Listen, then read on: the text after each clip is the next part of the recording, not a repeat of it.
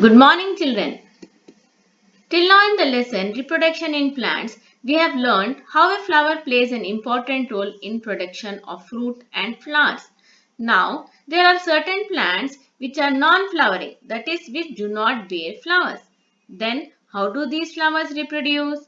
Yes, these plants use the other parts for reproduction. So this type of reproduction is called as asexual reproduction.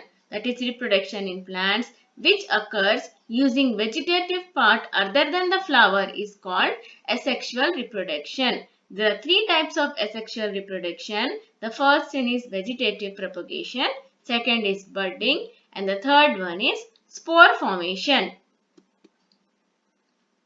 In vegetative reproduction, the vegetative parts of the plant are used for the production of new plants. The vegetative parts means like the stem, leaves and roots etc. are used for the production of new plants. Like we can see here stem cutting, wherein the stem is cut and then it is put into the soil and it develops into a new plant. Runner means the plants when the stem of the plant touches the ground, then the roots start growing from the stem and a new plant is developed.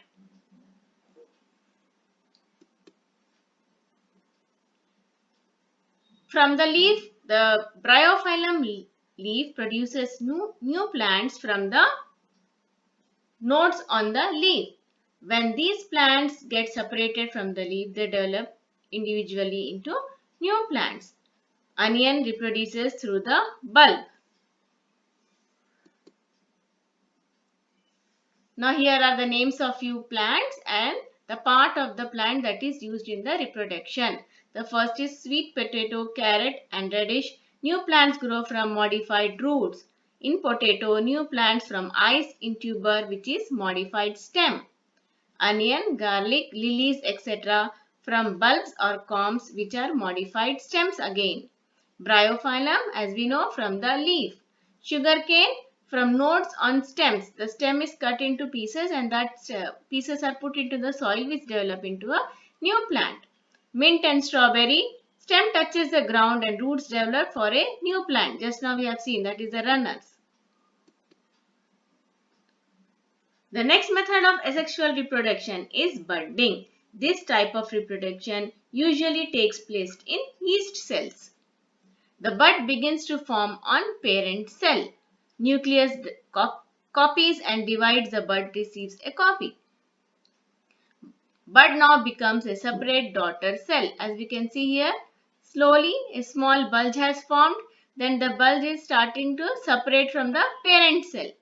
Budding produces cells of chain. Some plants reproduce through spores.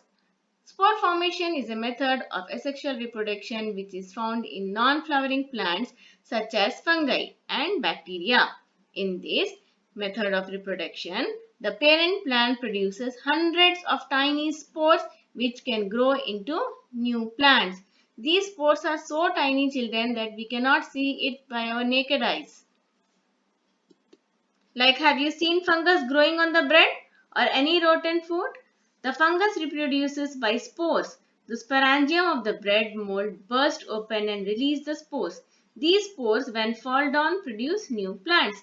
So these spores are always present in the air. But whenever they find a suitable place to grow, they start growing there. That is why we can see fungus growing here and there in damp places. So these were the three methods of asexual reproduction. So plants produce by sexual reproduction as well as the asexual reproduction. With this, we end with the lesson. Thank you.